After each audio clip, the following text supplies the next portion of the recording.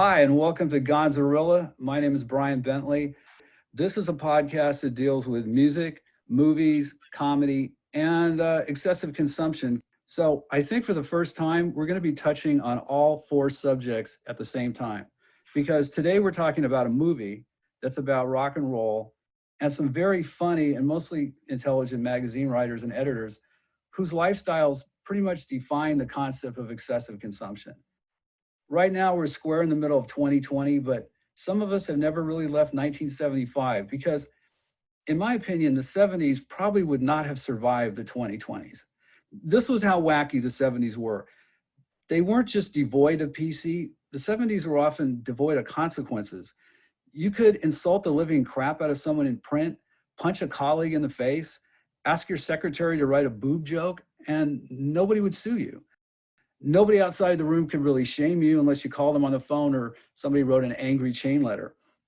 And this was a period of time when rock and roll was relatively fresh and new, except to the cynical and the already rock-weary writers at a magazine called Creem. When the magazine started in 1969 in a crummy Detroit neighborhood, Creem represented Midwest nobodies and anyone, anywhere who loved rock and roll but felt left out of everything else. The writers at Creem had nothing to lose because nobody in their right mind would have predicted success. So that translated to one word, and that was freedom.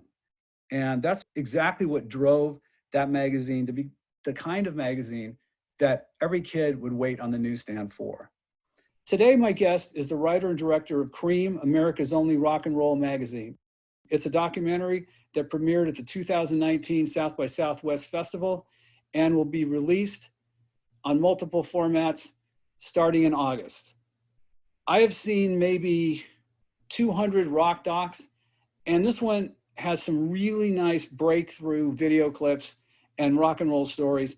Will you please welcome director Scott Crawford? Thanks, Brian. I appreciate it. That's a long introduction, but you know what? Some people might not know what Creem was. That's true. I mean, Creem was really of its time, and I think by the end of this film, people will understand what I mean by that. As you said in your introduction, Creem got away with things that no one could get away with now. I was thinking about this earlier today, and I was thinking if their editor, Lester Bangs, had a Twitter account in 2020, it would probably last for about 2 or 3 hours before shutting it down. Although, knowing Lester, he'd probably love the back and forth. It was, you have to remember, just in terms of context, Creem magazine was the number 2, eventually, by the mid-70s, became the number 2 magazine to Rolling Stone on the newsstands. But having said that, they were based in Detroit. They weren't on the coasts. And, they were sort of Mad Magazine crossed with, I don't know, Esquire and maybe Rolling Stone and God knows what else. But certainly they, editorially, they didn't suffer fools, and they also didn't have any problem knocking rock stars off their pedestals. Yeah, I think the movie really connects with that in a big way. I want to talk about Jan Yuelski, who was one of the original members of the Creem editorial staff. She was an editor at the magazine from 1971 to 1977, and she co-wrote the script. And can you just tell me how you met her and J.J. Kramer, and how this whole thing just sort of, was put together? Sure. Let me try and capsulize it a bit. So I had my own magazine in the 2000s, or the aughts, I guess is what I'm supposed to call them. Yeah. From 2001 to 2008, it was a magazine called Harp, and it was sort of like the alternative to Spin at that time. And it was a newsstand magazine. We had a nice subscription base. We did well for, like I said, about 7 years. And Jan actually was my senior editor for most of that period. And so I worked very closely with Jan. She, helped. She wrote countless cover stories. We won a number of awards because of her. Had a very close relationship. And through that, I had heard countless stories of some of the inner office conflicts, just editorial approach to putting out the magazine each month. So I always kind of kept that in my back pocket. And when I started doing film stuff, I went back to that and said, there's a hell of a story there and it hasn't been told. And especially, given the period we're in right now, this was actually pre-Trump. Not that the White House has anything to do with this, but certainly having now spent 4 years of my life on this film, it's interesting to see kind of where we're at right now culturally and where this film fits into all of that. So, but to answer your question about JJ Kramer is the producer on the film and is also the son of the late publisher of Creem, Barry Kramer, and Connie Kramer, who is the associate publisher. And I reached out to him through Jan, who suggested I do so. And kind of just threw out my idea of like how this documentary should kind of flow and just the narrative of it. And we just connected, immediately. And apparently a number of other folks had come along through the years wanting to do docs on Creem. And for whatever reason, he just didn't agree to do it with those particular folks. So it was a real honor to be able to be trusted with doing, telling the story. I've always wondered what a director does. Sometimes I even asked my girlfriend this question. I said, what does a director on a documentary do? I mean, we know what directors do on a film set. It's like speed, lights, action, roll, everything. But on a documentary, how did you guys break down how you sort of organize this thing? Because I just imagine at first, it's like looking at a giant, one of those puzzles you put out on the floor, the thousands of pieces. Like, how did you guys sort of like structure it? No, that's a great question. Yeah, I think the role when you're doing a film like this and you're working with other folks is to create, is to find the strongest narrative and to focus on that, and then have that drive the film and create an outline based on that. And so, it took a while to kind of find that and to figure out, okay, what's the real story? Like, who are the main characters? You could make a dozen different documentaries on Creem magazine and still not tell the entire story.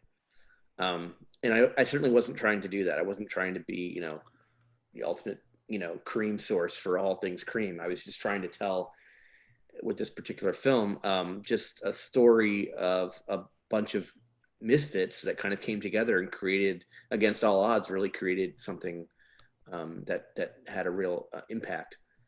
Right. I thought I have never seen Barry Kramer on film. I was a Creem fan. I used to go to the newsstand and pick it up every month, and I'd never seen him on camera. And the footage at the beginning of the film where they're kind of, he's interviewing and Dave Marsh looks like he's 14 years old. And that whole thing there was just amazing. Did the black and white videotape and stuff, did that come from Connie Kramer? I mean, how did you get a hold of that? Yeah, that was actually a local PBS affiliate in Detroit that shot that in like 71, I believe. It was either 70 or 71. And when I saw that footage, I knew we had a film because, right. Without that, it's really, people said like, well, how are you going to make a documentary about a magazine? Like, what's interesting about that? And I just said, well, just wait, and so, but if you didn't have that kind of footage, it would just been really difficult to really sort of paint a picture of how they lived and how they worked, how they coexisted. And that footage is just gold. Yeah, there was something else I wanted to ask you about. There's something that doesn't have any audio, but it looks like a group discussion in black and white, like almost like a talk show. And it's Barry, Lester, and Dave, and they're kind of sitting around in a circle. And at the very end of it, they get up and Barry says, well, thank you, David. And he reaches out to shake somebody's hand. I thought it was like David Susskind for a second, the old talk show host. So I started looking through YouTube to try to find that. Is that anywhere out there, or what was that?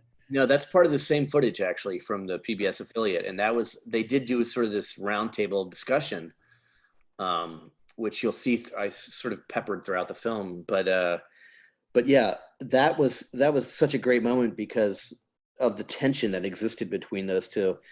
And whether or not that's what that was, I'm not sure exactly, but I felt like it helped illustrate, just that yin and yang that existed between not just Barry but also Lester. One of the things you have to do when you're doing a film like this is you have to get licensing for clips and put all this stuff together. Just how big a job was that for you to do, and like how much time and money did that take up out of your budget? I'm just curious. Yeah, it was considerable in terms of time and things like that. The music licensing was not inexpensive. That was a big part of the budget. But I felt like it was, important because you needed to have those artists that were, from Detroit, or at the very least, at least talked about at length, or discussed, or in some way, connected to what Creem was doing in Detroit at that time as part of the soundtrack. So yeah, the whole thing took about 4 years to do, which is probably twice as long as it should have taken. The thing about the film is the interviews are really great. Dave Marsh, you can obviously tell, was probably a handful to deal with. He still looks like he still kind of reminds me of he looks a little bit like David Gilmour or Roger Waters. So you kind of look at that and you go, okay, so what's this chemistry like with him and Lester and Barry? And Barry's jumping up on a desk and probably on half a dozen substances, and Lester's sticking to some real specific intellectual point that he's not going to get off of. I thought the interviews were really good, and I was just kind of curious how those were shot. I mean, is that a recent thing of Dave? The interviews we did those were done at his home. So those were done within the last, we did those about 2.5 years ago. Okay. Yeah, 2 years ago. That to me, it was doing those interviews with Dave was really Jan actually did them, but I was there, and those are really one of the real highlights for me doing the film, was sitting down with Dave and just letting him talk at length about this stuff. The film demonstrates how it was really based on a love of the music, and based on everybody really did care about each other, and it was a community. Do you think that community thing can connect with today's audience? It might feel, especially like in the lockdown right now, like that there's no connection, at all. And I thought it was great. Thank you. Yeah, it's a great question. I actually think I was kind of hoping for the opposite, just given where we're at right now. I thought a lot about this actually, and I think that, I don't know if Creem certainly could not exist the way it did back then today, but I think that the sense of community and the sense of purpose, I think, is something that still exists now, and in certain circles or tribes, whatever you want to call it. So yeah, I think that I think that's an important kind of thing. It's always something I'm attracted to. I love the idea of just what brings people together against kind of all odds. And, you're not making a living at this. So what is it that's driving you? Well, in this case, it's the love of the music. So I'd like to think that still exists. Can you imagine people today sitting around and debating to the point of a fist fight whether or not a certain band's latest record was, obviously it's not even, it's a completely different reality, but I thought it was interesting. Lester Bangs, I would have to say, and he's one of the centerpieces of the film. And there's a lot of really cool, not only photos, but brief little clips where you may not even hear Lester say more than a couple words. But for me, as a huge fan of his, it was the first time that I actually matched kind of spoken word and a personality to this guy who's like, I read Jim DeRogatis's book, Let It Blurt, and I've read, Carburetor Dung, and I've read all the Lester books. Do you find it crazy that there's only really one video clip of Lester that's out on the internet where he's talking about hating Emerson, Lake and Palmer? There's really nothing else, right? Not a whole lot, no. That's why we were, when we found some of this footage of Lester that you see in the film, that I'd never seen this stuff, and I'd scoured years before even ever thinking about doing a film, I had, scoured the internet looking for Lester stuff just as a fan. So to find it as a filmmaker, knowing that it would be, potentially a part of the story you're telling in the film that you're doing, it was like finding hidden treasure or something. Yeah, that was such a huge part of again, telling the story, giving a voice to these folks. So many people have told me after watching the film, like, I'd never actually heard Lester speak. Right, right. I mean, it's literally, and when you hear him speak, he has, he was from San Diego and came, from what I understand, came to Detroit, fell in love with it. And he got a Detroit accent pretty fast, that sort of Midwest thing. And I just kind of wonder about just if there was I'm trying to the word for it, but was there a certain pressure, to get this story right? Because it's such an important part of like journalism and music history. Did you feel like, did that have anything to do with how long it took, or was it just a process that just took that long?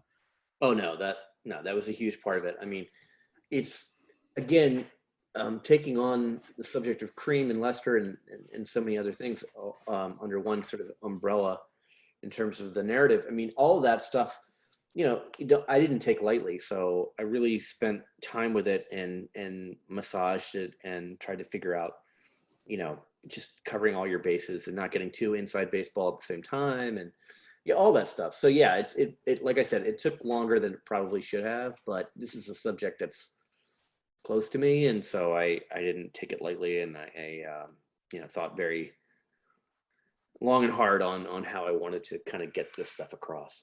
Yeah, I was doing some research, watching some YouTube clips, and there's a clip out there from a woman. She's talking about people didn't like the fact that Ted Nugent was featured in some of the clips. And the first thing I thought of, because I was a reader in real time, was that Ted Nugent was written up in that magazine a lot. He was from Detroit. He had maybe the best guitar tone I've ever heard as a musician, musician myself, that I've never heard anybody could get that kind of sounds out of a guitar. And to be honest, I think if you were to dredge the original Creem staff up and say, should Ted Nugent be here? They would say absolutely, automatically. And if people don't like it, screw them, because we do what we want anyway. And Ted was part of it. It's interesting, that to be framed in his current sort of Tourette syndrome personality, and then looking at that clip. For sure. But the thing, I understood what the writer was saying when she said that. I think most people probably would, given his current, or his, latter sort of career. It's been downward spiral. Oh, well, I'll let you say that. I'll keep my mouth shut. But role as a kind of spokesman for the right. Yeah, but I felt like, well, just so what, am I going to just deny the fact that this guy was, Motor City Madman? Like, he was central to what was, or if not central, certainly a big part of what was going on in Detroit, and was, born and raised and everything else. So you're going to just deny that this, despite what he might be saying on any given day right now on Twitter, you can't deny this guy's, role and what was going on in Detroit, and frankly, really across the country at that point. I mean, he was a national artist. So, but having said that, I'm not a personal fan of his politics or what he might have to say on any given day, but certainly recognized his role in what was happening at that point. And so you have to separate how you might feel about somebody or their politics and put that aside. It's not about that. It's about the story. I saw in the interviews for the South by Southwest, where the movie premiered last year, they asked Jan that question. And actually, it was a question about misogyny and what was it like to be a woman dealing with that. And I think to paraphrase her, I think she said something like, you took the good with the bad, you tried to make your presence felt and make something better. But at the very end of the day, if you want to keep pushing on this, this is 40 years ago, 50 years ago, sue me. I think she said something like that. I thought that was great. Yeah, that sounds like Jan. Yeah, that's probably what she said. And, like she said in the film, it was like, I wanted to address, because it's the elephant in the room, right? So you do a film about this magazine, and you leave out the fact that it was politically incorrect. When people are done watching the film and they go back, let's just say they've never heard of Creem. They watch the film and we leave that fact out. And then they go back and they start buying issues off eBay or something. And they go, geez, man, this magazine was like just totally out of sync with what's going on right now. Well, yeah, but so to deny that was what was going on, just again, it's about the truth and it's about, telling the story honestly. And that was always one of the things I said very early on was like, we have to be as honest. This is a warts and all story. And it's also a story of a magazine of its time. And so to deny any of that would just wouldn't be truthful. I had a question about the humor in the magazine and the fact that people need to appreciate what a funny magazine this was. And I came across, there were several great editors that helped this magazine stay alive and through lean times and good. And they were Jay Cordish, Bill Holdship, who did a great job, and one of my personal favorites, Dave DiMartino. And Dave wrote a piece in 1984, which I think I bought on the newsstand. It was a review of The Doors' Dance on Fire, which had just come out on VHS. So we're talking 1984, and this is The Doors. So it was a huge, huge thing. And Dave wrote this incredible gonzo piece that was basically, he had been assigned to review the film or review the VHS tape. And he'd gone to bed a little nervous about, can I do it? Am I into it? Do I want to do this? And he woke up in the body of Jim Morrison. And he takes it from there. And there's like numerous sort of sight gags. He looks out the window and he sees a Ford Fiero and he says, what the hell kind of car is that? It's like, and it's Jim Morrison in 1971, waking up in 1984. And one of the best punchlines is when it comes time to review the actual movie, he can't figure out how to work a VHS machine. So, and then the final punchline is, I got to go to bed early tonight and get a lot of rest because tomorrow I review Madonna. So to me, it was, how many magazines, if any, would have taken a music review and turned it into that kind of a fictional narrative? Very much, it reminds me a little bit of Hunter Thompson, the new age of journalism. And people have a hard time understanding in today's society about PC and Creem in the early 70s.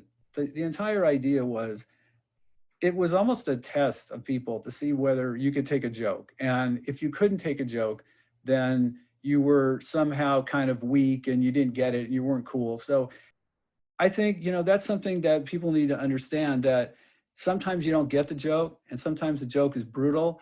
But I'm sure you agree with me that one of the greatest things about Creem was the humor. Oh, it's what separated the magazine from everything else on the newsstand at the time. And, and yet it was done, and at times, sure, it was, stylish and whatever, but it was done, if it hadn't been done with a sense of,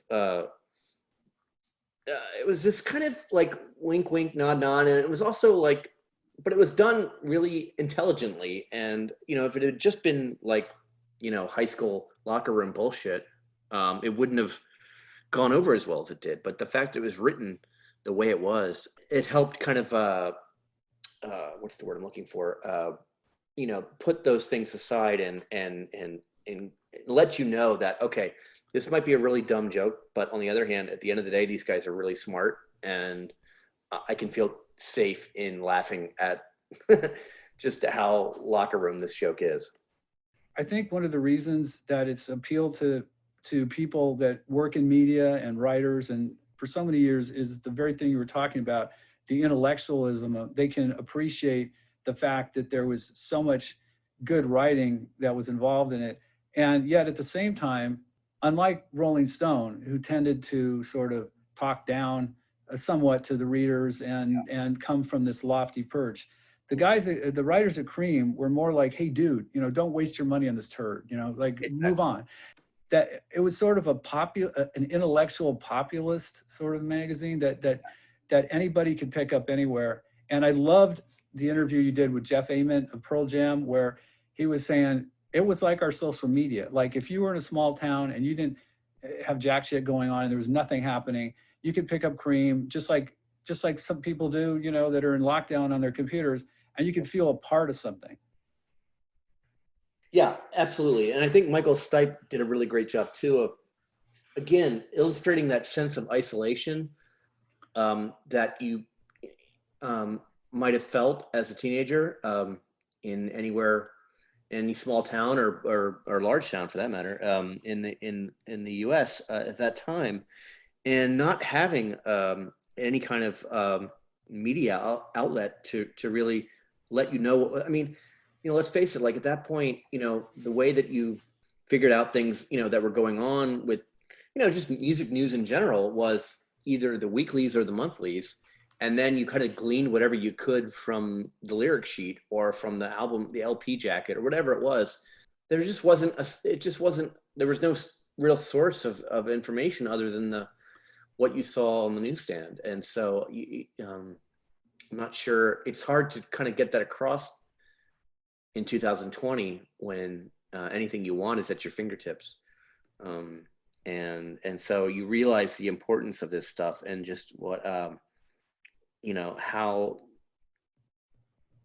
it could change lives at that point because it was so important and so valuable and just a great resource for information that just was lacking anywhere. I mean, like I said, you just couldn't find it anywhere else other than you know, I guess Rolling Stone was maybe bi-weekly at that point. But again, Rolling Stone wasn't covering, you know, editorially a lot of what Creem was. No, Rolling Stone had a thing against punk rock for a long time. They wouldn't cover, you know, they would never go near the Stooges, much less the MC5. I mean, they were sort of on this perch. And so Creem was kind of like that thing that, here's the thing that I always find interesting. If you look at what passes for music criticism today, and I say that, you know, with real sort of annoyance, because if I pick up a Rolling Stone and like somebody I know still has this actual physical subscription, it's like $50 a year for 12 issues. But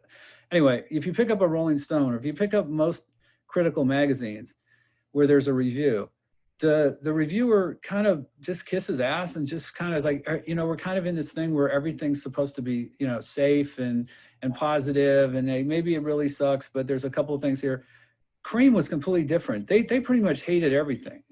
And if you go back and you look at Lester's reviews of like Black Sabbath, where he says they're just, you know, ripping off Creem and everything, I think that made people actually trust what, you know, Creem had to say. It made them like kind of legit. Like, I can trust these people. They hate everything.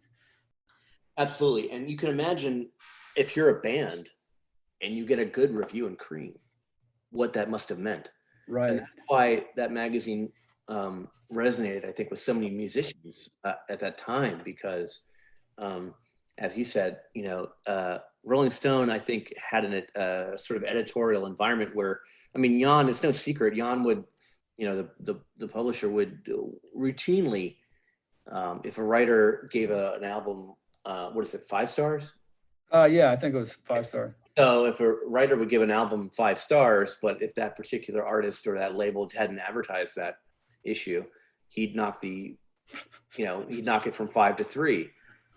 So I don't think that's any big secret. And I think I never heard that, but that's great. Oh, yeah. So that's something. So think about that for a second. I mean, that's the environment you're in.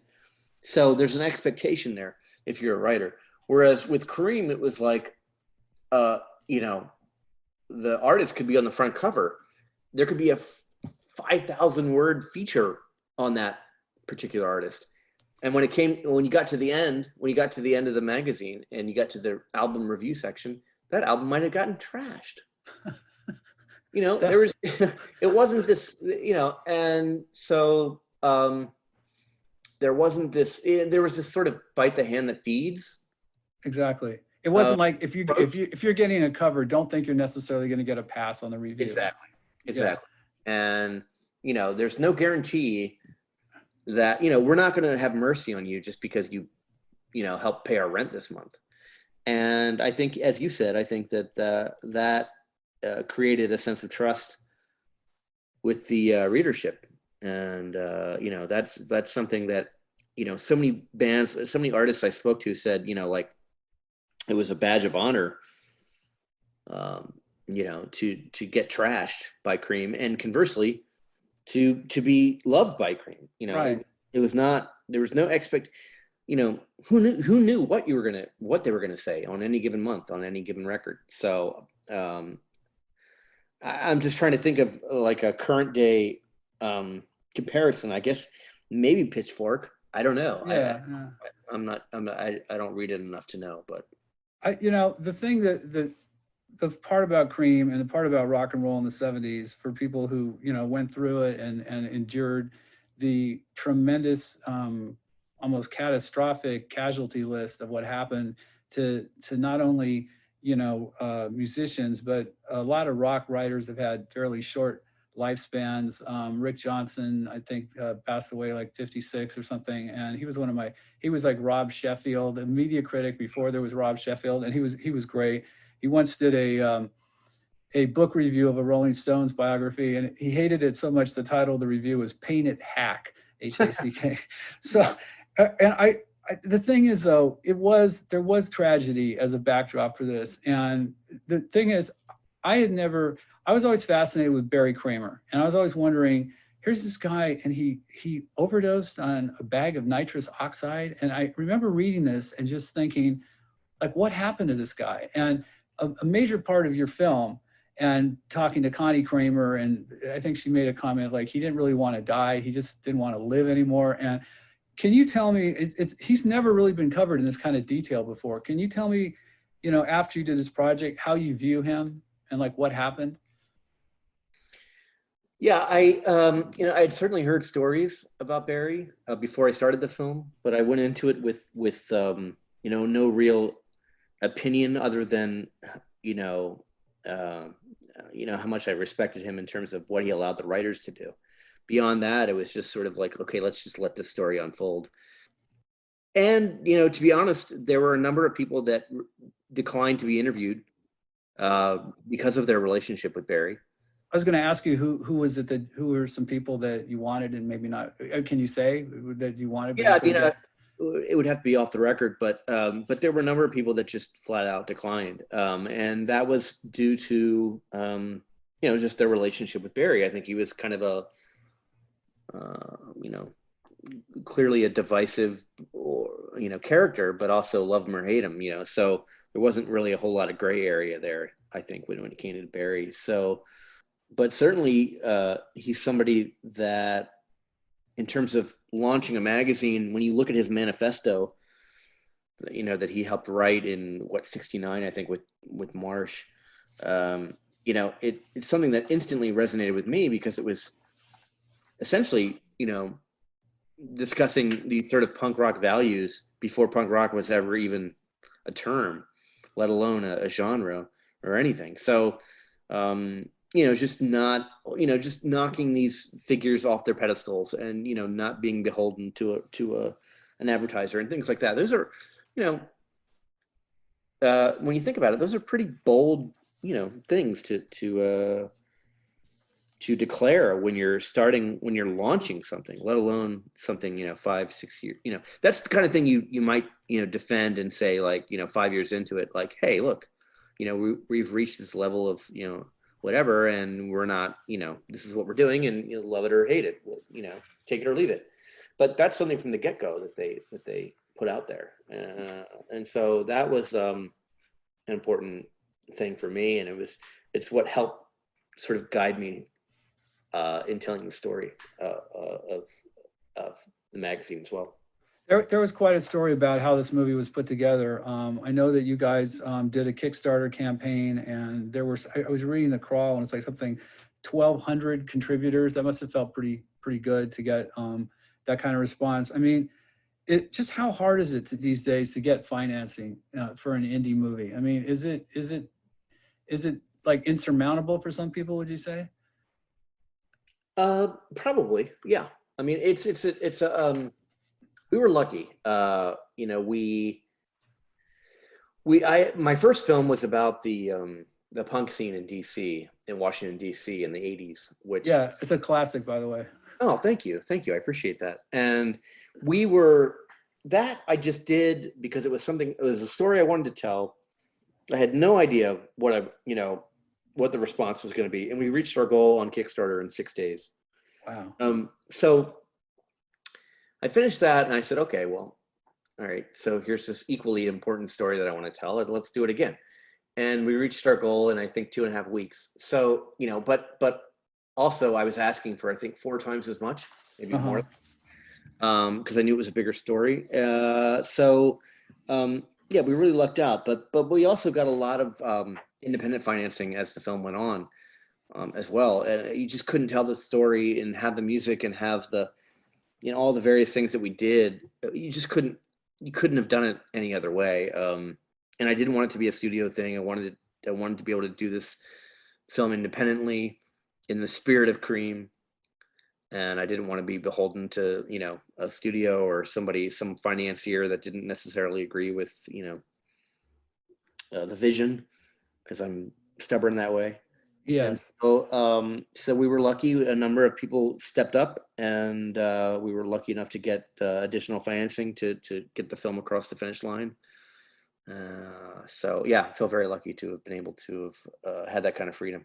How does one launch, or how does one get into the Sundance Festival? I mean, I thought that was really cool, and I'm sure that felt great, right, to premiere there? You mean South by? Yeah, South by. I mean, I'm sorry, South by. Yeah. It's okay. Yeah. Yes, that was huge. I did not expect. Well, I don't know what I expected, but when we got word that they wanted to premiere it, that was huge, and I knew, okay, I'm onto something here. Like, clearly, I'm not the only one that this story resonates with. So that was pretty big, and to premiere it there was a huge honor. And it wasn't the final completed version that you'll see now in your home starting August 7th. Okay. But it was damn close, and I think it's a better film now than what screened there. But yeah, that was wow, that was up there. Yeah, I mean, Salad Days is a really cool movie, and the thing you're talking about, the DC hardcore scene, and has Dave Grohl and talks about that stuff. I find it interesting, and I've made this comment with other people right now, that it seems to be an amazing time right now for music documentaries. If you look at the platforms like Amazon and Netflix and stuff, there is so much product out there. Do you think that that's just a coincidence that the boomer population that a lot of these bands appeal to, you know, they're trying to, you know, they're getting pretty up there in years? Or do you think it's the technology has improved to the point that you can do so much better job doing these? Is it related to that at all? I think it's a combination. I mean, I think, you know, it's like when you first started seeing, you know, hearing the Buzzcocks on a Toyota commercial. Right. You're like, why is this happening? And then you go, oh, right, because the people that are in positions of power, decision making, you know, in these ad agencies or whatever, are coming of age, and these are the same people that the Buzzcocks, you know, resonated with 20 years ago. And you go, oh, okay, now it makes sense. So it's not really all that different when you think of making a film and thinking about the audience for it. So, you know, I kind of struck gold with Salad Days. I didn't expect that. I didn't expect the response, and was a little overwhelmed by it. But I also knew that I was, you know, this city was something. It was something very. First of all, I didn't want to tell a story that was the same old thing that had been told a million times before about, you know, punk rock in the 80s, and, you know, sort of machismo and just all of that, you know, the sort of that story had already been told, and I knew that what I lived through and what I experienced was different. And I think I wanted to tell that story, and just having Washington DC as the backdrop and how that affected the music in a way that it really couldn't have existed anywhere else in the country at that point. I'd like to think is what helped propel that film. And I think Creem is the same way in terms of the geography. Here's a magazine, again, did not exist on either of the coasts, east or west, and but yet was part of a music scene that was, my God, I mean, think about the timing of that. I mean, I challenge you to find a music scene that was more, just seminal at that point. I mean, maybe, between Motown and what was happening with the proto-punk scene at that point with Iggy and everything else. I mean, geez. So I'm always interested in sort of the geographical component and how that affects, what's going on culturally at that point. It's funny because New York has the punk rock, the punk rock 70s thing, Blondie television, and LA has the Doors, Buffalo Springfield, and all that. But it's amazing to me how many small towns or towns off the beaten path.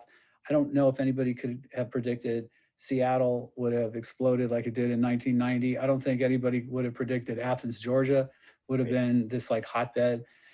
So those if you can find a scene like that and, get access and get people and get clips and everything, I think that's such a rich territory to mine.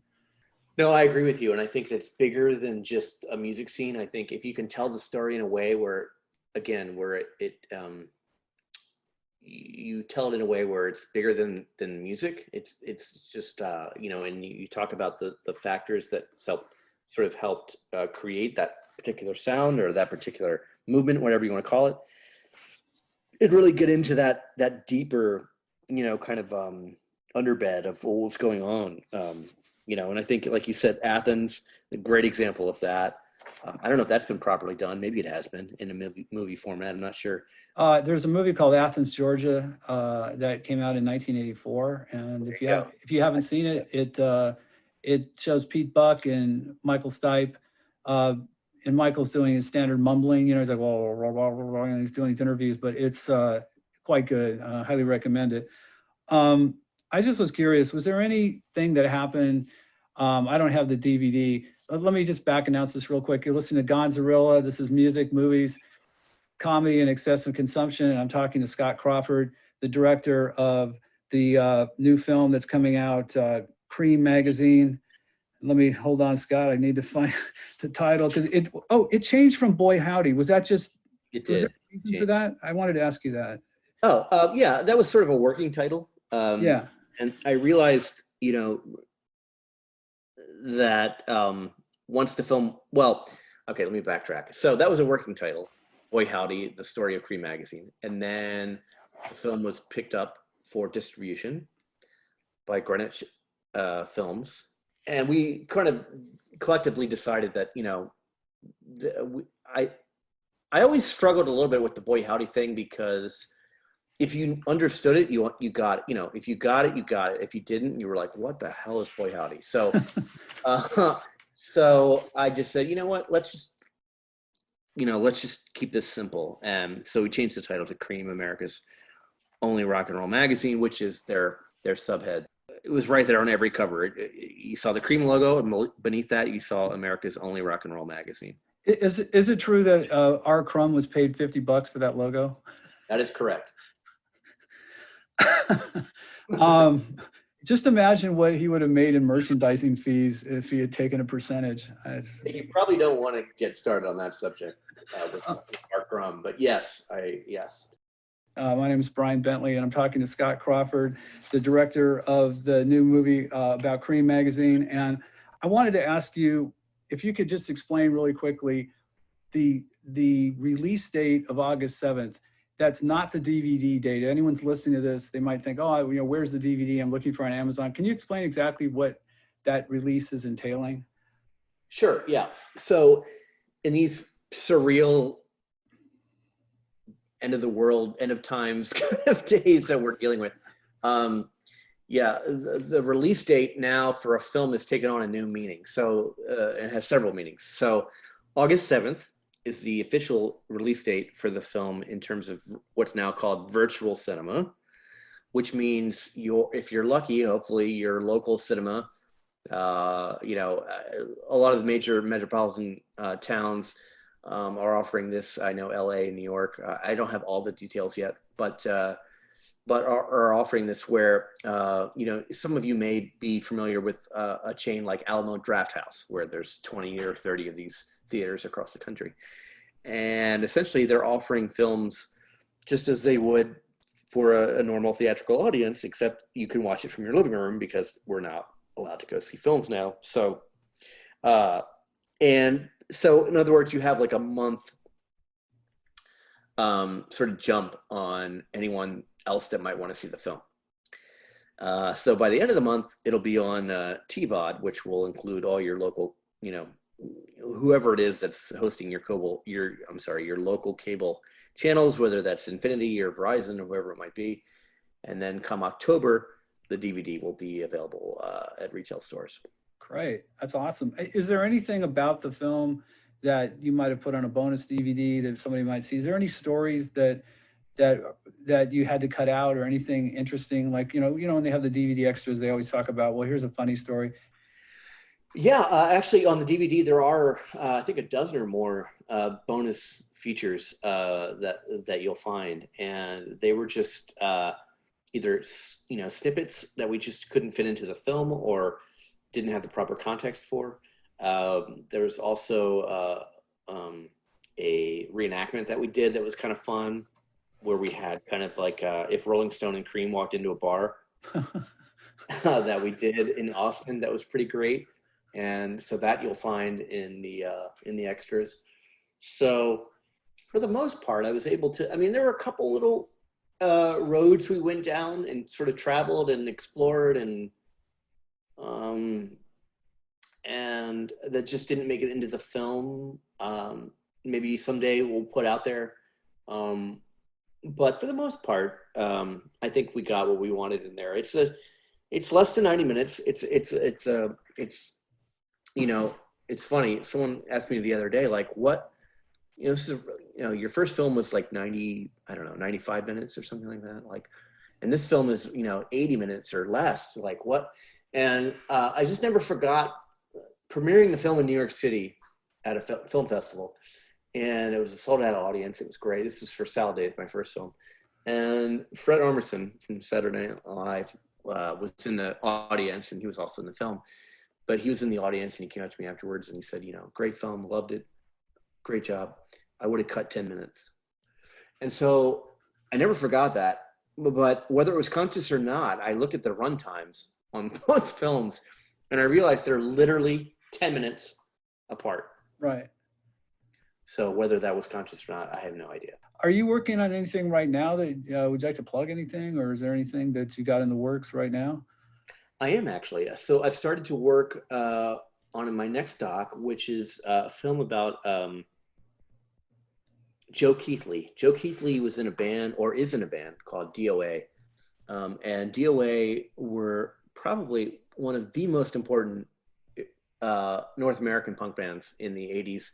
And continue to, to put out records. But it was like DOA, Black Flag, Dead Kennedys, Minor Threat. When you talk about the 80s, those were the bands that you talked about. And DOA really created the blueprint in terms of those bands touring at that point.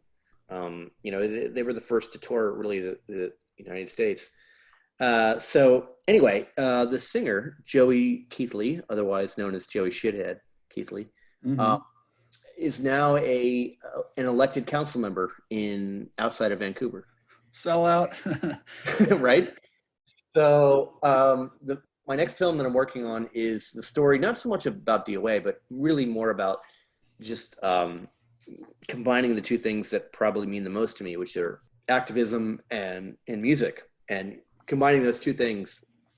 And in the case of Joe Keithley, he combined those two things and put those words into action and became an actual functioning politician for the Green Party in Canada. So the next film will follow his sort of trajectory or his campaign into the 2022 election in Canada. Wow, that's cool. Thank you.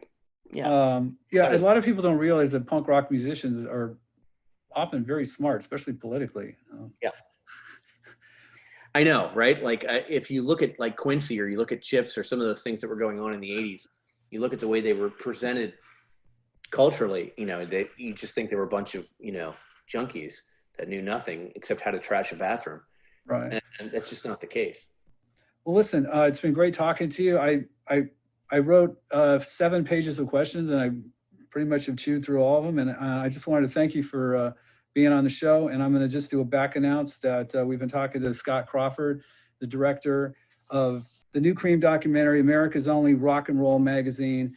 And I found it just an amazing blast of the past, and I enjoyed it immensely. And this magazine meant so much to so many people because I think of the idealism and commitment and the fact that it was something that you couldn't find anywhere else, which I think it comes down to one word or 2 words, really: freedom and the truth.